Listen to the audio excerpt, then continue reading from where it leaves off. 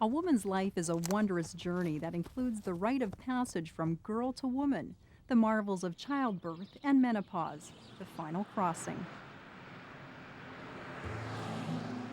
During puberty, a woman's estrogen levels rise sharply, reaching a plateau between the ages of about 25 to 40, then falling almost as quickly when a woman reaches menopause.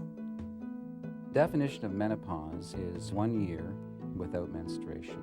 The brain, despite its urgings, is not getting any response from the ovary. And at that point, we enter into a hypoestrogen era where the patient has less estrogen than they have always had during their life. Like estrogen, the levels of the hormone progesterone also decrease as a woman approaches menopause. The drop is anything but steady. Instead, it's a series of peaks and valleys that can take her on a wild hormonal ride. When a patient's anywhere from 45 to 55, the patient begins to lose the ability to ovulate and therefore loses progesterone. The patient then gets estrogen-dominant symptoms such as breast pain and weight gain and insomnia, migraine headaches. Symptoms can also include mood swings, hot flashes, and memory loss. The decline of reproductive hormones can cause brittle bones and reduced circulation, leading to osteoporosis and heart disease. Menopause begins 12 months after a woman's final period. The average age is about 52 years old, but some women can experience some of the symptoms as much as 10 years earlier. It's a phenomenon called perimenopause. Perimenopause is actually the 5 to 10 years before menopause, and actually it's a time that lasts much longer than the period of menopause. Perimenopause surfaces with the first hormonal changes that eventually lead to menopause. Along with the usual menopausal symptoms, a woman's period can begin to fluctuate wildly. I'm going to do some blood tests on you today. I first noticed some changes in myself when I was about 45. My periods, which were normally very moderate, had gotten very heavy, and my periods, which were always on time, were becoming irregular.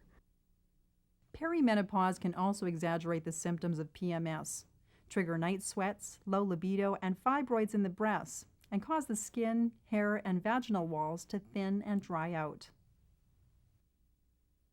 Traditional treatments include antidepressants, tranquilizers, and estrogen patches. In Rosemary Hayes' case, her doctor decided to treat her perimenopausal symptoms with birth control pills. That didn't work for me. I gained a lot of weight. My breasts filled up, were very sore and tender. My legs and hands were swollen.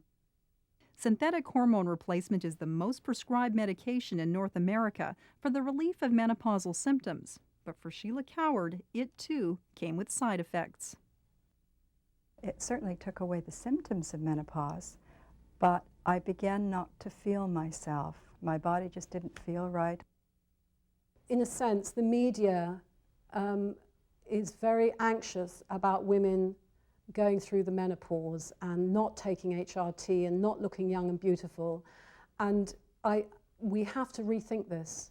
And I think a lot of women already are. A lot of people who I see really don't want to take hormone replacement therapy. Patients do not like the side effect of the synthetic drugs, whereas the patients who receive natural hormonal replacement therapy, if you find the right level for them, they are very comfortable. Natural hormone replacement therapy can be both a pill or it can be a cream form. Natural progesterone cream is applied to the smooth surfaces of the body, the inner arms, the neck, under the breasts, lower abdomen, inner thighs, behind the knees, and soles of the feet. You use it for 21 days a month, then you don't use it for 7 days, and then you begin the cycle again. Okay, I've been on it for 2 months, and almost immediately I started to feel better. I wake up refreshed. I have a lot more energy during the day. My headaches are gone. I'm not irritable. Every negative has turned into a positive.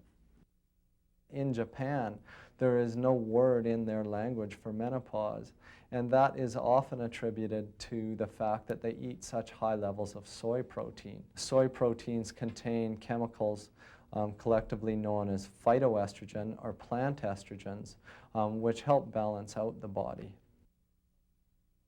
It's also possible to find phytoestrogen in other staples of Western diet, such as apples, carrots, and brown rice.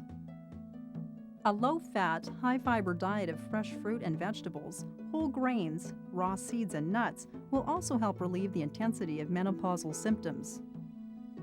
Essential fatty acids in flaxseed and evening primrose oil can help reduce heavy menstrual bleeding and regulate the body's hormone levels. Foods high in bioflavonoids help balance hormonal levels by reducing or increasing estrogen production as needed. You'll find bioflavonoids in soy, grape and cherry skins, and buckwheat.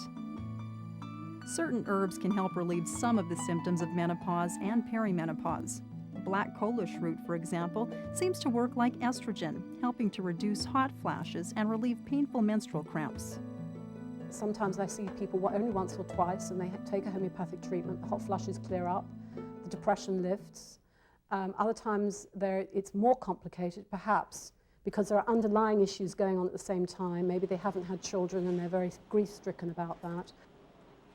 Believe it or not, there is an upside to perimenopause, especially if you look at it as kind of a wake-up call, a time to prepare yourself for that final transition called menopause. I don't believe women should fear menopause at all. I really believe menopause is very manageable now, very manageable, in a very natural way, in a way that's harmonious to your body. Before you use any remedy we've talked about today, make sure you get advice from a qualified healthcare provider first. And remember, natural methods of healing and well-being work best when they're part of a holistic approach to every aspect of your life and lifestyle. I hope you'll join us again as we take another journey together to a place beyond medicine.